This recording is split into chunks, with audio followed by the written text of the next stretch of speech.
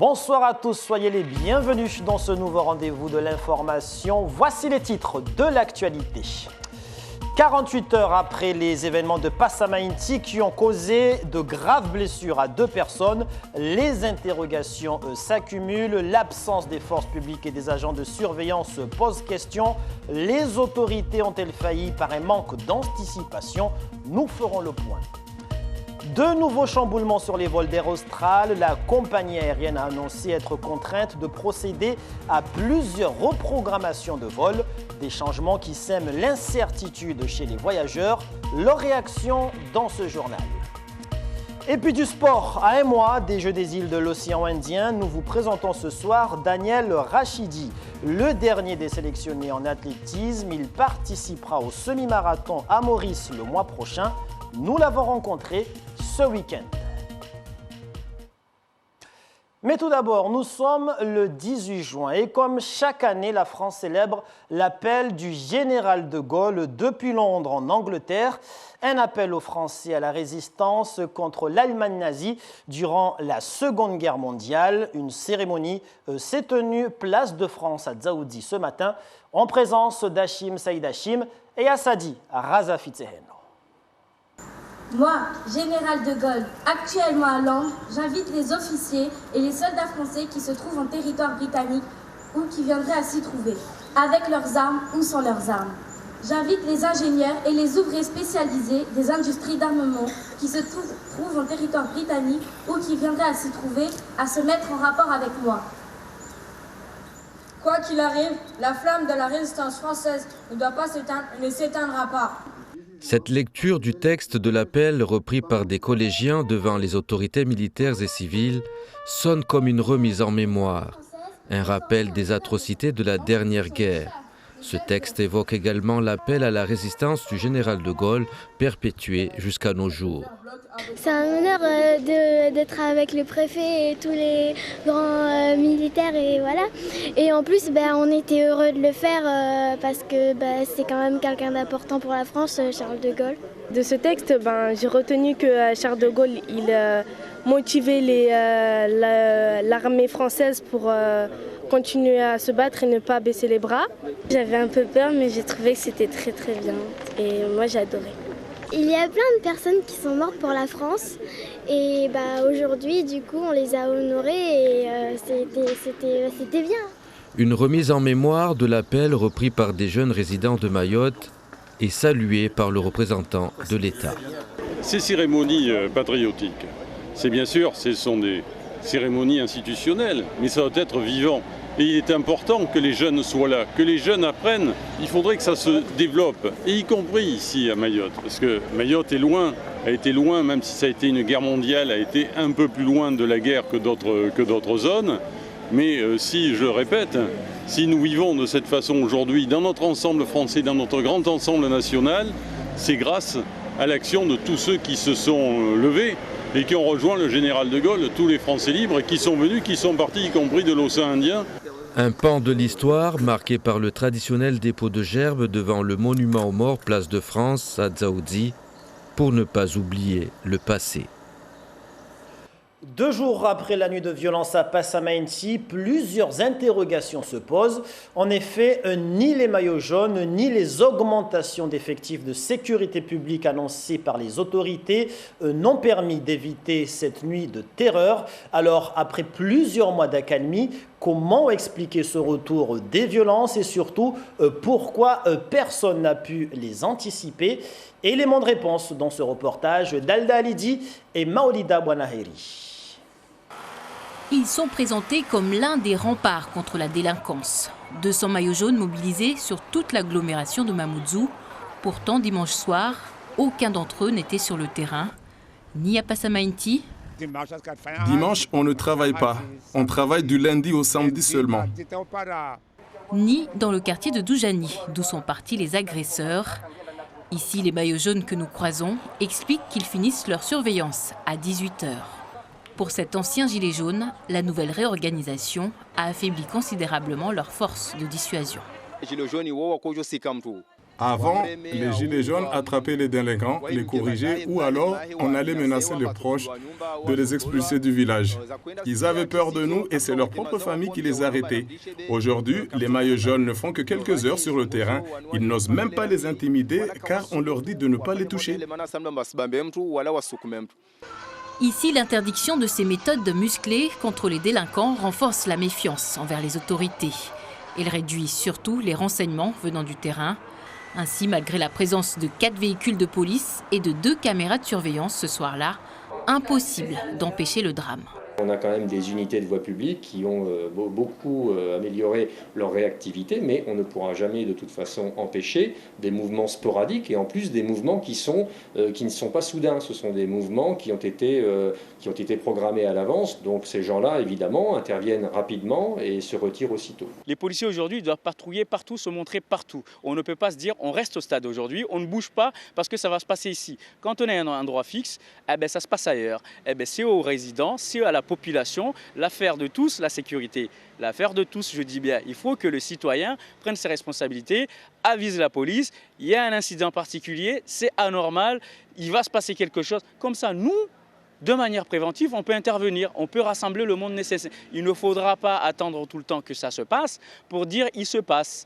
Pour les syndicats de police, il va falloir réfléchir à de nouvelles stratégies, renforcer les gendarmes mobiles sur les zones où opèrent ces bandes ou alors améliorer les renseignements.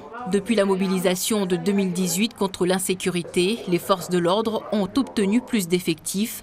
Mais jusqu'ici, la priorité a été donnée à la lutte contre l'immigration clandestine. Plus de 26 hommes supplémentaires à la police aux frontières, contre une douzaine seulement pour la police nationale.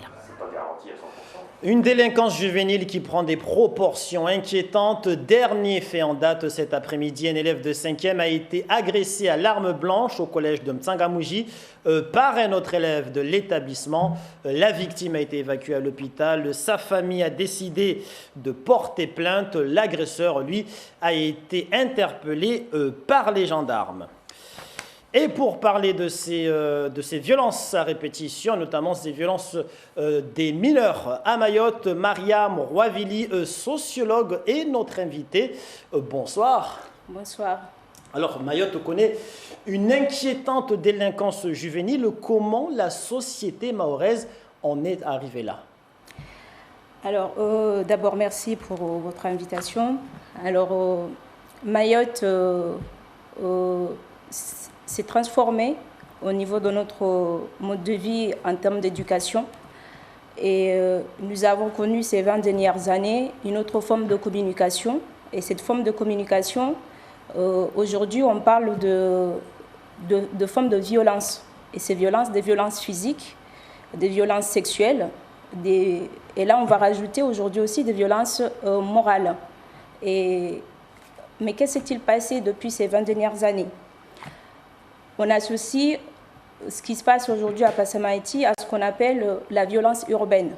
Donc la violence urbaine, là, ça prend, on a un territoire donné qui est aujourd'hui qualifié, qui n'est pas que Passamaïti, où il y a un groupe de jeunes qui revendiquent une forme d'identité, qui se transforment par des actes. Et ces actes-là sont devenus des actes d'horreur qui touche le sentiment de sécurité affective, qui touche le sentiment de bien-être de la population. Mais comment nous sommes en arrivés là? Ces 20 dernières années, on a vu commencer à vous dire les formes de communication. On a laissé rentrer dans notre espace scolaire, dans notre espace familial, des formes d'incivilité. Et les incivilités, c'est la base de ces formes de violence. Il y a des termes que les jeunes se sont appropriés aujourd'hui, les adultes se sont appropriés de ces formes d'incivilité et ces incivilités se sont transformées à des actes. Du moment où la parole prend le dessus, l'acte vient derrière. Donc on peut dire que ces actes de violence étaient prévisibles alors? Alors, c'était prévisible, mais dans la mesure où l'action éducative n'a pas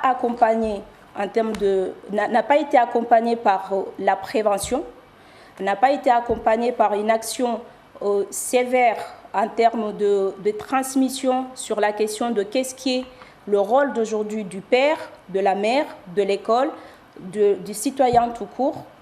Il ne fallait pas s'étonner qu'aujourd'hui, on se retrouve dépassé par des phénomènes sociaux qui reflètent en fait le manque d'investissement du foyer familial, de l'école et le manque des mesures éducatives sur l'aspect juridique. Alors vous parlez justement de 3 points essentiels justement que nous entendons régulièrement à travers nos reportages et notamment à travers la rencontre de la population. Les parents, vous citez les parents, vous citez la prévention, mais vous citez également le côté judiciaire. Est-ce qu'aujourd'hui, la répression judiciaire devrait être la meilleure des solutions pour endiguer ce problème? Alors, vous saviez, le juridique vient réparer ce que nous avons déjà échoué.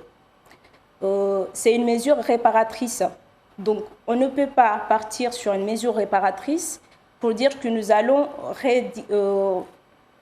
réparer ce que nous sommes en train de vivre aujourd'hui. Il faut d'abord revenir sur le fond et la base. Et la base revient, il faut revenir au sein de la famille. Qu'est-ce qui se passe au sein de nos familles? On a des jeunes qu'on qualifie aujourd'hui de jeunes et de petits délinquants. C'est encore cette forme de violence en termes de communication. Il faut revenir sur la question de la parentalité. Et là, ça se pose toujours au sein de la famille. Il faut revenir sur le rôle de l'agent en tant qu'acteur. Et là, on va retrouver, on ne peut pas résoudre ce problème-là sans avoir parlé de l'adulte, que lui, il est là pour accompagner le jeune à s'approprier des valeurs citoyennes, des valeurs énormes que nous avons tous comme mission et que nous avons aussi une responsabilité qui n'est pas individuelle, mais elle est collective. Donc, on ne peut pas se dire que la solution va venir tout simplement sur le pilier de la répression. Nous devons nous centrer sur la prévention et non une prévention qui est passive, mais plutôt une prévention qui est active. Mariam Rouavili, merci d'avoir accepté de répondre à nos questions ce soir. Je vous en prie. Et l'on en vient aux nouvelles péripéties d'Air Austral. Dans un communiqué, la compagnie aérienne annonce qu'elle est contrainte de revoir sa programmation des vols pour les 2 semaines à venir. Un chamboulement de plus qui n'est pas du tout du goût des voyageurs de Mayotte. À l'aéroport de Pamandzi, Taslima Abdou Hamza et Atoumani Simba. Ils sont nombreux à avoir pris leur billet ce matin sans avoir été prévenus des possibles perturbations dans les semaines à venir. Sous le coup, je serais dégoûtée parce que déjà, ils ne m'ont pas dit. J'ai pris le billet et là, j'apprends que les avions sont en mode... ils sont perturbés. Je suis un peu en colère, quoi. Il y aura quand même un petit souci parce que comme moi, je travaille, si j'ai fait une réservation du 15 retour pour le prochain mois, s'il y a une perturbation, il va y avoir quand même des soucis au niveau du travail. Le réel problème, ça serait ne plus partir du tout, parce que je ne pourrais pas payer un autre billet. Vols retardés, avancés ou même annulés sur plusieurs destinations comme La Réunion, Paris ou même l'île Maurice.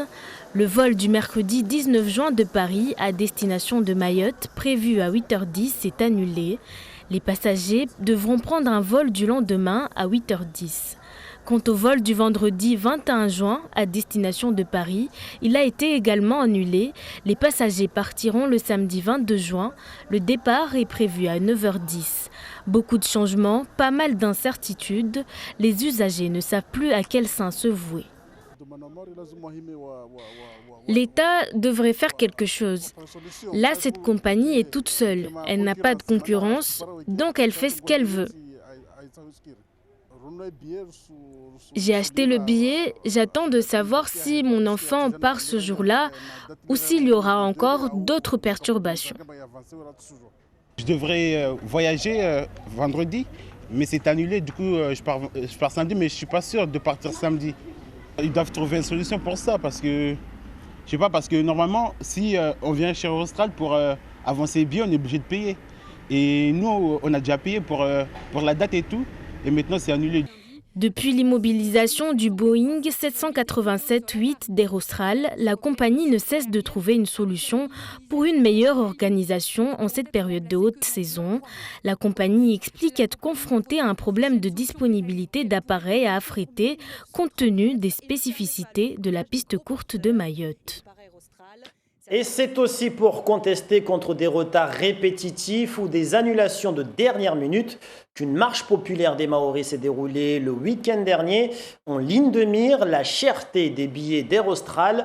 Des manifestations ont eu lieu à Mamoudzou, Saint-Denis de la Réunion, Paris, mais également à Marseille. Une forte mobilisation dans les rues de la cité phocéenne, suivie de près par Ismaël Mohamed Ali et Camille Cézo.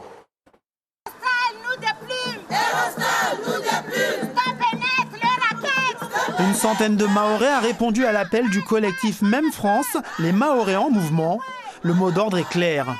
Nous faisons face à une raquette organisée par cette compagnie réunionnaise avec la complicité des autorités vis-à-vis d'un monopole dont la compagnie abuse de sa position dominante pour nous faire payer sa politique d'enrichissement sur le dos des passagers à destination des Dzaoudzi. Nous payons vraiment les billets 3 fois plus cher par rapport à nos concitoyens réunionnais.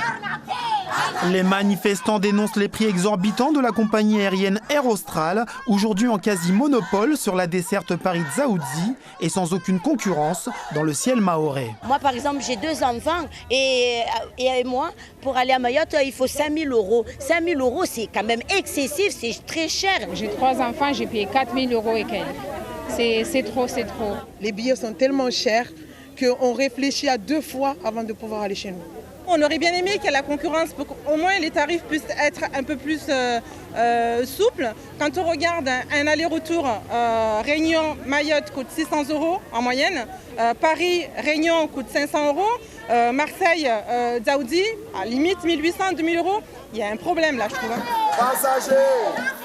Le cortège s'est déplacé dans le calme le long de la Canebière en direction du vieux port de Marseille.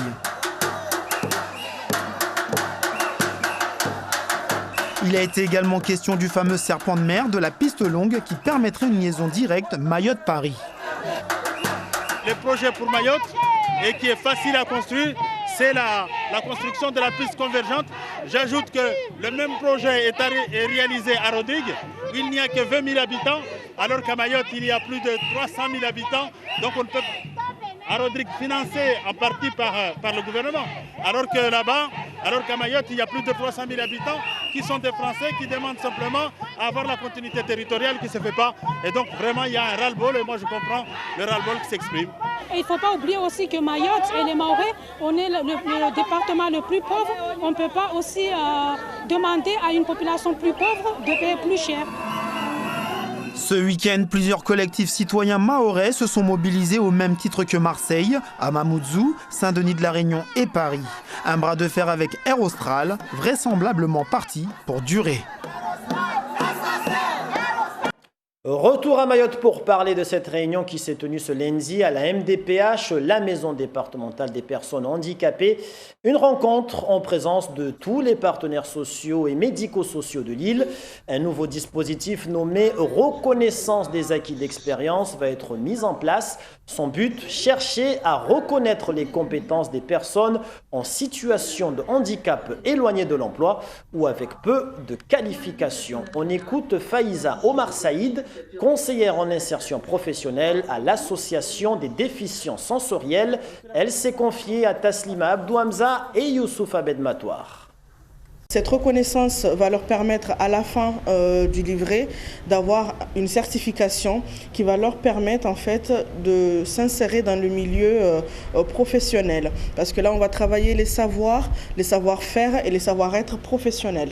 Une fois que le collectif sera créé, que les professionnels seront formés, il n'y a pas une durée limitée pour la certification. C'est-à-dire qu'une personne qui est accompagnée dans une structure peut faire la certification cette année sur, par exemple, je sais éplucher les légumes, je dis n'importe quoi pour la restauration.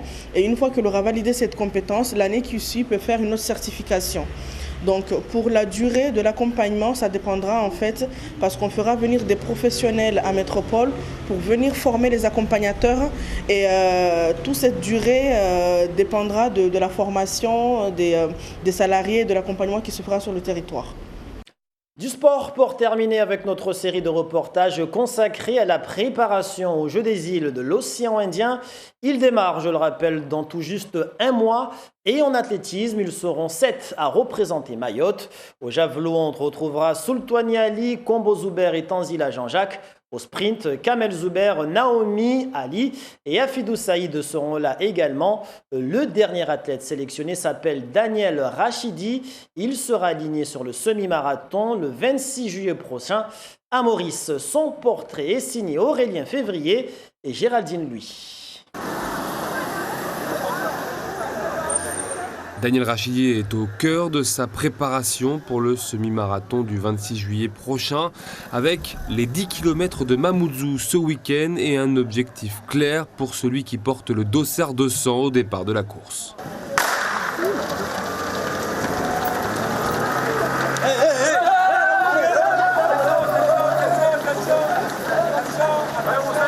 C'est-à-dire descendre sous les 40 minutes. Du coup, là, j'ai bien tenu et je l'ai fini en 39-20 par là. Ouais. Et je suis content de mon temps parce que en fait, c'était ça que je recherchais. Avant ça, il a effectué des trails. Il s'est également aligné le 28 avril dernier sur le seul semi-marathon de sa préparation. Ça se disputait à La Réunion. Il a signé un temps d'1h28 minutes, soit 17 minutes de plus que le vainqueur de l'épreuve. Celui qui a voulu monter en puissance au fil des mois et de sa préparation a planifié lui-même son programme pour atteindre son objectif de course le jour J. Moi, mon objectif, c'est de descendre sous les 1h20 au niveau semi. Et à ses yeux, tout est possible le jour du semi-marathon selon le scénario et les conditions de course. Au niveau médaille, en fait, tout est possible sur un semi. Un semi, c'est comme un marathon. En fait, on peut avoir ce qu'on appelle le mur, la deuxième partie. On peut s'exploser à tout moment. Ou sinon, on peut avoir le deuxième souffle à tout moment et bien finir. D'ici au 26 juillet prochain, Daniel Rachidi terminera sa préparation à Mayotte. Les 10 km de Mamoudzou étaient sa dernière course avant le semi-marathon des Jeux des îles. Voilà qui met un terme à cette édition. Je vous rappelle le titre principal développé ce soir et 48 heures après les événements de violence qui ont marqué la nuit de Passamainti. Plusieurs interrogations se posent. L'absence des forces de l'ordre ainsi que des agents de surveillance. S'agissait-il d'un manque de moyens ou d'anticipation? Pour les syndicats de police, il est urgent de réfléchir à de nouvelles stratégies de sécurité publique, renforcer les forces mobiles sur les zones sensibles ou encore améliorer les renseignements. Merci pour toute votre attention accordée à ce journal. Des informations à retrouver sur notre page Facebook, sur YouTube et sur notre site internet. Dans un instant, vous serez avec Darwesh Daou pour le journal en maoré. Passez une excellente soirée sur la première et à demain 13h pour le journal de la mi-journée.